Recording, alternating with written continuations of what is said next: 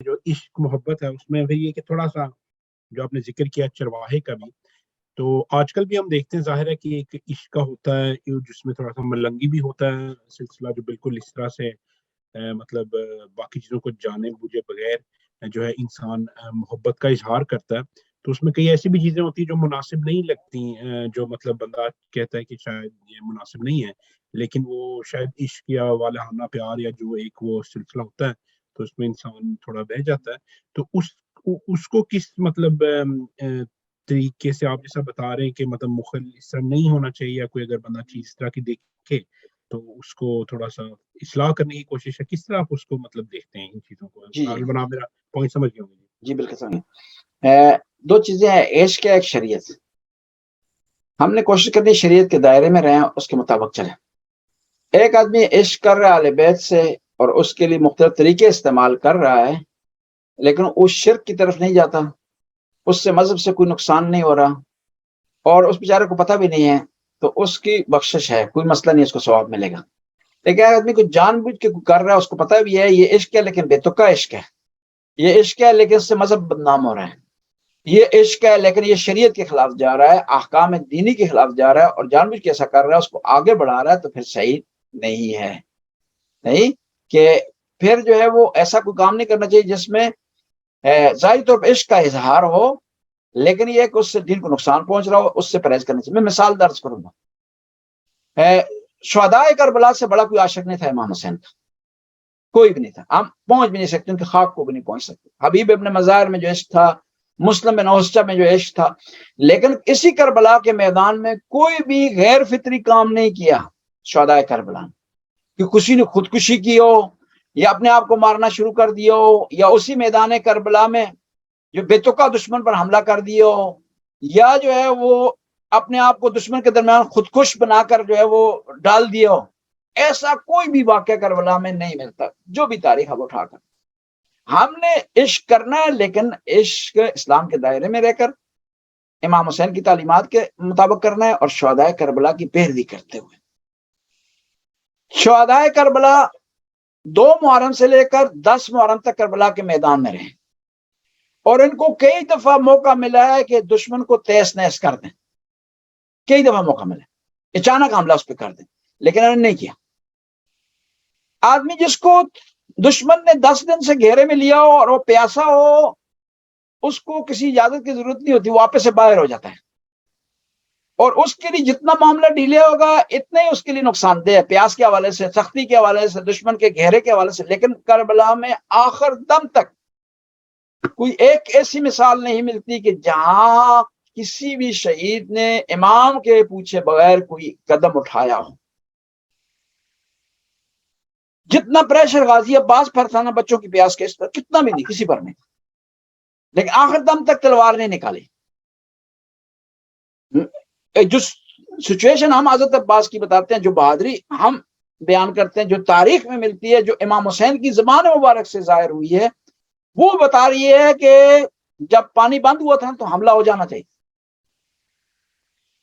وہ بتا رہی ہے کہ عاشورہ کے دن جب دشمن نے گھیرا تنگ کیا، تیروں کی بارش شروع کر دی، تو حملہ ہو جانا چاہیے، لیکن قاضی عباس عاشق ہونے کے باوجود، محبت کرنے کے باوجود صرف وہ کام کر رہے ہیں جو مولا کی طرف سے آرڈر مل رہا ہے۔ اور ہم نے ان ہستیوں کی پیروی کرنی ہے، ان ہستیوں کو ہم نے فالو کرنا ہے۔ کربلا میں عشق کی داستانیں وقت نہیں یہاں پر کے ان کو جو ہے بیان کیا جائے۔ صرف ایک عرض کرتے، ایک بچہ چھوٹا سا، اس نے اچانک حملہ کر دیا، بچہ تھا نا، امام حسین نے آواز دی، کون ہے بچہ؟ یہ اس نے بغیر اجازت کے حملہ شروع کر دی، فوراً آ کر معافی مانگی، اس بچہ تھا، لیکن کسی بڑے کے بارے میں کوئی نہیں ملتا۔ تو امام نے کہا کہ بچہ تو کیا کر رہا، تو نے کیوں حملہ کیا؟ ممکن ہے تیری ماں راضی نہ ہو اس جہاد پر۔ کہا میری ماں نے تو حکم دیا ہے کہ جاؤ، امام اجازت نہیں دے رہے، اچانک حملہ شروع کر دو۔ صرف ایک واقعہ ملتا ہے واقعہ کا، لیکن وہ بچے کو جب امام حسین کے پاس لے آئے گا، سمجھایا، تو رک گیا وہ بچہ جی۔ ورنہ میں ہوتے، آپ ہوتے، کوئی اور ہوتا تو کہتا نہیں مجھے پکڑے نا جی، میں نے تو حملہ کرنا ہے جی، کہ دشمن کی ضرورت ہمارے امام کے قریب ہو جائے جی۔ جی بسم اللہ جی، اگلا سوال جی، ہاتھ اٹھایا جی، یا مادہ جی قبلہ، علی عاصم آپ پھر میرے بات کر لیجیے گا سوال. قبلہ میرا سوال آج جو آپ اپنے جو درس دیا اس کے متعلق ہے. جس طرح ایک تو آپ نے بتایا کہ جاہل قاصر اور جاہل مقصر دو ٹائپس مطلب ہیں جو جن کے پاس مطلب جو ایمان نہیں لاتے یا لیکن جس طرح اب ہم جس سوسائٹی میں اب ہم رہ رہے ہیں اب یہاں پر تقریباً ہر بندے کے پاس جو ایک نارمل نارویجن ہے بندہ اس کے پاس یہ سہولت موجود ہے کہ وہ اس کو سرچ کر سکتا ہے. تو ہم یہ نہیں کہہ سکتے کہ کے پاس ہدایت پہنچی نہیں، کیونکہ پہنچی تو ہے. وہ سرچ یہاں پہ لوکل بھی کر سکتا ہے، گوگل اور یوٹیوب ادھر ادھر سے بھی، پلس اتنے ذاکرین بھی ہمارے یہاں پہ یا اہل علم لوگ آپ جیسے بھی ماشاءاللہ ہیں جن سے بندہ پوچھ سکتا ہے. تو ایک تو یہ کہ ان کی جو ٹائپ ہے وہ جاہل قاصر میں آتی ہے یا مقصر میں آتی ہے، اور دوسرا سوال یہ کہ اگر لیٹ سے ان کی جاہل مقصر میں آتی ہے لیکن پھر ان میں ایسے لوگ بھی ہیں جو بہت زیادہ نیک کام کر رہے ہیں، انسانیت کی خدمت کر رہے ہیں، تو مطلب ایک سائڈ پہ وہ مطلب جاہلیت کے مرتکب ہیں اور دوسری سائڈ پر وہ نیک کام مطلب جسے چیریٹی کر رہے ہیں. بہت سارے مخلص لوگ اس طرح کے ہیں جو چیریٹی کر رہے ہیں بغیر کسی تفریق کے کہ کوئی مسلمان ہے یا غیر مسلم ہے، لیکن وہاں ان ملکوں میں جاتے ہیں، ان کی ہیلپ کرتے ہیں. یہاں پہ کچھ ڈاکٹرز ہیں ایسے بہت جو بڑے اچھے طریقے سے جنہوں نے کیا. تو ان کے بارے میں مطلب وہ پھر ان کا ہے حاتم طائی والا ہوگا یا ان کو جاہل مقصر یا قاصر ہونے کی وجہ سے ان کو جہنم میں ڈالا جائے گا؟ تھوڑا سا اس کو ایکسپلین پلیز کریں کہ ان ایسے یہاں پر جو لوگ ہیں یہ سارے جاہل مقصر ہیں، کیونکہ وسائل ان کے پاس ہیں، ریسرچ کر سکتے ہیں، معلومات حاصل کر سکتے ہیں انٹرنیٹ کے ذریعے، علماء کے ذریعے، لہٰذا ان کی اس حوالے سے بخشش نہیں. لیکن جو نیک کام یہ کرتے ہیں نا، خدا کا وعدہ جو بھی نیک کام کرے گا اس دنیا میں سے اجر دے دے گا. اگر ایمان پر نہیں ہے، نیک کام کیے، دنیا میں خدا اسے اجر دے گا، اور دنیا میں خدا اسے صلہ دے گا، عزت کی صورت میں صلہ دے گا، دل کی سکون اور اطمینان کی صورت میں صلہ دے گا، دنیاوی آسائش کے حوالے سے جو خدا نے دی ہوئی ہیں یہاں پر، یہ اس کی یہی وجہ. لیکن یہ ہے کہ وہ ایمان پر نہ ہونے کی وجہ سے ان کی آخرت میں بخشش نہیں. جی بہتر ہے، شکریہ، جزاک اللہ. جی جی ہاتھ اٹھایا ہوا ہے آسم کی باری ہے. جی جی جی السلام علیکم.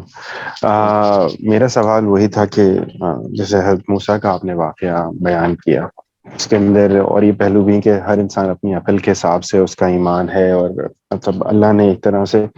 یہی حضرت موسیٰ کو تنبیہ کی کہ بھائی اس کو میں نے جتنی عقل سمجھتی ہے،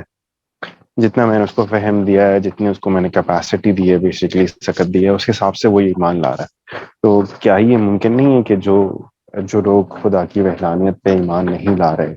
جو بدھ مت ہیں جو ہیں، تو کیا ہو سکتا ہے کہ اللہ نے ان کو کیپیسٹی ہی اتنی دی ہو کہ ان کے پاس سکت ہی اتنی ہے کہ وہ اتنا ہی برداشت کر سکیں، اور ایسا ان کا معاملہ ہو؟ تو اس بارے میں اگر آپ اور ایک چیز اور، سورہ بقرہ کی غالباً کوئی آیت تھی اگر مجھے صحیح یاد ہے، تو اس کے اندر وہ جو ستارہ پرست ہیں ان کے بارے میں بھی آتا ہے کہ ابراہیم کی لڑی کے علاوہ جو ستارہ پرست ہے ان کا بھی ایسا آتا ہے کہ شاید ان کا کوئی آخرت میں حصہ ضرور ہوگا. ویسے تو اللہ کی ہے چیز کہ وہ کس کو بخشے کیا کرے، وہ قادر ہے، لیکن اگر اس پہ تھوڑی سی وضاحت کر دیجیے. جی جی یہ انسان نے، خداوند تعالیٰ نے تمام انسانوں کو برابر عقل دی ہے اور اس میں کوئی فرق نہیں رکھا، ورنہ خدا کے عدل کے خلاف ہو جائے گا. ایک کو زیادہ عقل دے، ایک کو کم عقل دے. اب اس عقل کو کتنا ہم نے یوٹیلائز کرنا ہے، کتنا اس کو ہم نے گروتھ کرنا ہے، کتنا اس کو ہم نے بہتر کرنا ہے، اس کو پالش کرنا ہے ہم نے، وہ ہم پر جو ہے ڈیپینڈ کرتا ہے. لہٰذا ہم اس حوالے سے نہیں کہہ سکتے کہ سب کو عقل مختلف دی ہے. اب ایک آدمی کہ اس کے پاس پیغام نہیں پہنچا اور وہ کچھ کام کر رہا ہے تو اس کی معافی ہو سکتی ہے. اور اس طرح پیغام نہیں پہنچا لیکن اس کی اپنے عقل کے مطابق وہ خدا سے محبت کا اظہار کر رہا ہے پیغام پہنچنے سے پہلے، تو اس سے وہ قبول ہو جائے گا، اس کی عبادت شمار ہوگی، ورنہ اس کے علاوہ جو ہے وہ عبادت شمار نہیں ہوگی. قرآن کی بات آپ جب کر رہے ہیں سورہ بقرہ میں کہ کہا گیا کہ ستارہ پرست بھی جو ہے وہ جنت میں جائیں گے. ستارہ پرست سے مراد، ہمارے پاس 3 دین ابراہیمی ہیں اسلام کے علاوہ، 4 دین ابراہیمی ہیں ٹوٹل، جو ہے یہودی ہیں، عیسائی ہیں اور زرتشت ہیں، جنہیں آج ہم ستارہ پرست کہتے ہیں یا آگ پرست میں آتش پرست کہتے ہیں، یا اسلام ہے. یہ لوگ اپنے زمانے میں اگر نبی کے کہنے کے مطابق عمل کرتے رہے اور دنیا سے چلے گئے ہیں اور انہوں نے نبی کریم کے زمانے کو درک نہیں کیا تو ان کی بخشش ہے اور یہ جنت والے ہیں، قرآن نے اس حوالے سے کہا ہے، نہ یہ کہ آج کا ستارہ پرست جو ستارہ پرست بھی ہے اور ستارے کی پرستش بھی کر رہا ہے، اسلام کو نہیں مان رہا، توحید کو نہیں مان رہا، شرک کر رہا ہے اور پھر وہ جنت میں چلا جائے۔ آج کا صحابی مراد نہیں ہے، اس زمانے کا جو ہے وہ صحابی، اس زمانے کا یعنی وہ ستارہ پرست، قرآن میں سے صحابی کا لفظ استعمال کیا ہے،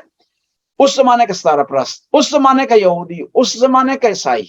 جو ہے وہ اس کی بخشش ہے اور جنت میں جائے گا، بشرطے کہ وہ حضرت عیسیٰ، حضرت موسیٰ اور اسی طرح حضرت داؤد کے احکام پر عمل کرتا رہا ہے، نہ کہ آج کا ستارہ پرست۔ جی ابھی مزمل معظم۔ جی شکریہ قبلہ۔ اصل میں 2-2.5 ماہ پاکستان میں رہنے کے بعد آج میں فرسٹ ٹائم آیا ہوں کافر سے بعد، تو بڑی خوشی ہو رہی ہے۔ میرے اصل میں حماد بھائی کی گفتگو سے میرے ذہن میں سوال آیا تھا، لیکن میں دیکھ رہا ہوں 1 منٹ اور 45 سیکنڈ رہ گئے، کبھی بھی یہ ابھی ہم دوبارہ اس کو سٹارٹ کرتے ہیں، دوبارہ آ جاتے ہیں، ٹھیک ہے، ہم اینڈ کرتے ہیں، دوبارہ آ جاتے ہیں۔ ہاں جی، پھر سوال کرتا ہوں میں۔